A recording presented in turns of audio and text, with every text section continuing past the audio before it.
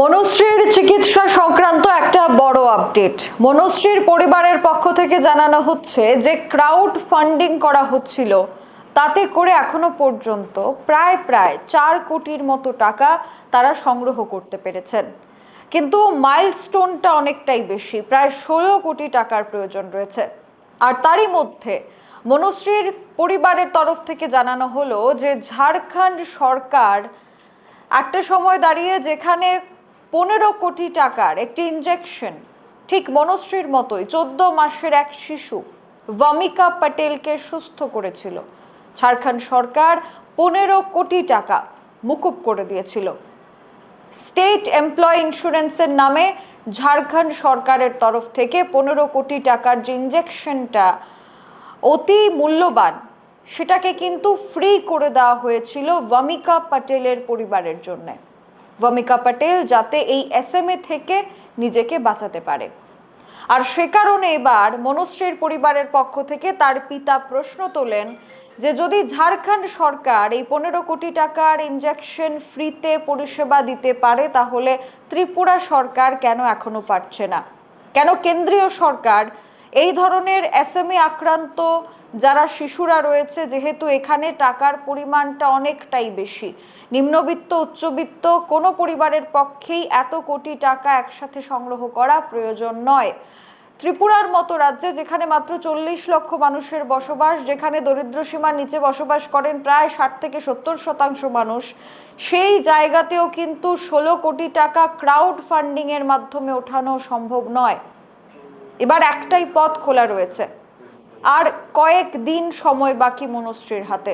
তার কারণ যে সময়ের মধ্যে ইনজেকশনের প্রয়োজনীয়তা রয়েছে, সেই সময় যদি ইনজেকশনটা দেওয়া না হয় তাহলে কিন্তু সে সারবে না, মনুশ্রীর এই রোগটা সারবে না। এবং তার কারণে যেভাবে ঝাড়খণ্ড সরকার, একটা রাজ্যের সরকার, এই 15 কোটি টাকার ইনজেকশন ফ্রি করে দিয়েছিল, ঠিক এভাবেই ত্রিপুরা সরকার যাতে এদিকে নজর দেয় এবং এই পুরো ট্রিটমেন্টটা যাতে ফ্রিতে করানো হয় কেন্দ্রীয় সরকারের সহযোগিতায়, তার আবেদন জানানো হচ্ছে। আপনারা এই বিষয় নিয়ে কি ভাবছেন অবশ্যই আমাদের কমেন্ট সেকশনে লিখে জানাবেন যে এই 16 কোটি টাকার একটা বড় ফান্ড, যেখানে মাত্র ক্রাউড ফান্ডিং এর মাধ্যমে সংগ্রহ হয়েছে 4 কোটি টাকার মতো। আজকে এই জগন্নাথের রথদাতার পুণ্যতিথিতে আমি সকলের কাছে নতমস্তকে প্রণাম জানাচ্ছি। প্লিজ প্লিজ আমাদেরকে সাহায্য করুন। ওর এখনো ফান্ড সম্পূর্ণ কমপ্লিট হয়নি। আমরা 1/4 ফান্ড কালেকশন করতে পেরেছি। আমি আগরতলায় এসে সমস্ত কিছু প্রেস কনফারেন্স করে আপনাদেরকে সমস্ত তথ্য দিয়ে দেব। ওর এস্টিমেট কস্ট কত আছে, কতটুকু ফান্ড এসছে, ব্যাংকে কত এসছে, সব আমি ডিটেলস দিয়ে দেব। প্লিজ আপনারা আমাকে সাহায্য করুন, ওর প্রাণ বাঁচান। মনুশ্রীকে এখন সাহায্য করুন, ওর প্রাণ বাঁচানোর জন্য আপনারা সবাই এগিয়ে আসুন। আমার এই আপনাদের কাছে প্রার্থনা, অযথা কোনো রুমার্স আপনারা ছড়াবেন না, কোনো গুজবে আপনারা কান দেবেন না। Please please please. ত্রিপুরা থেকে মনে আমি প্রথম এইভাবে কোনো একটা বাচ্চার প্রাণ, কোনো একটা বাবা ওর মেয়ের বাচ্চার প্রাণ ভিক্ষে যাইছে আপনাদের কাছে। প্লিজ আপনারা অযথা গুজব ছড়াবেন না। আপনাদের সবার কাছে আমি হাত জোড় করে শুধু একটা জিনিস চাইছি, আপনাদের পায়ে ধরে বলছি, আমাদের বাচ্চাটাকে বাঁচান, ওকে সুস্থ করতে আমাদের একটু সাহায্য করুন। দেখুন, আমরা দিল্লিতে এসে শুধু অর্থের অভাবে আমরা চিকিৎসা না করে আমাদের বাড়ি ফিরতে হবে। আমরা শুধু বসে আছি প্রেসক্রিপশন আর এস্টিমেট কস্ট এই কাগজগুলোর জন্য। প্লিজ আমাদের একটু সাহায্য করুন, হাতে সময় খুব কম। যা করার ওর 2 বছর পর আগে করতে হবে। 3 সেপ্টেম্বরে ওর 2 বছর পূর্ণ হবে, তার আগে আমাদের যা করার করতে হবে।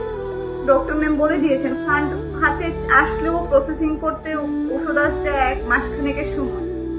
আমাদের শুধু হাতে এই মাসটি সময় আছে। প্লিজ আমি আপনাদের পায়ে ছুঁয়ে আমার মেয়ের জীবনটা শুধু চাইছি। আপনারাও তো কোনো সন্তানের মা বাবা, প্লিজ আমাদের দুঃখটা সবাই বুঝুন। যায় যার মতন করে দেখছে, সাহায্য করছে গভর্নমেন্ট।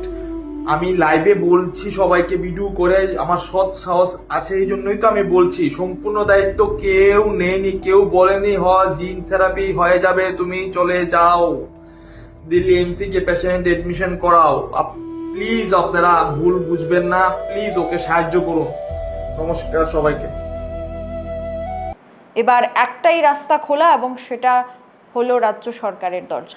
এখনকার মতো সংবাদ এখানেই শেষ করছি। পরবর্তী গুরুত্বপূর্ণ খবরাখবরের জন্য চোখ রাখুন সোশ্যাল বাংলার পর্দায়।